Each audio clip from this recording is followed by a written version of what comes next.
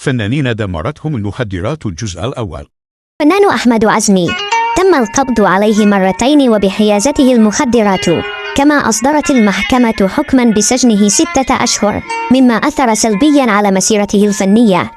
تم القبض على الفنانة نهى العمروسي بصحبة المخرج السينمائي عمرو فاروق بتهمة حيازة وتعاطي مواد مخدرة، وتم إيداعها في السجن.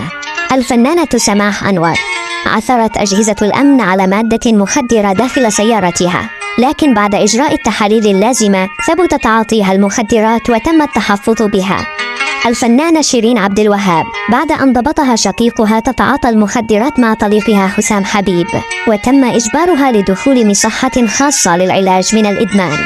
الفنانة دينا الشربيني تم القبض عليها أثناء شرائها مادة مخدرة، واعترفت أمام النيابة، حيث تم سجنها مع غرامة ب10,000 جنيه. الفنانة منى شلبي تم القبض عليها بتهمة حيازة مواد مخدرة في مطار القاهرة، وتم ترحيلها إلى السجن. انتظرونا في الجزء الثاني من فنانين دمرتهم المخدرات.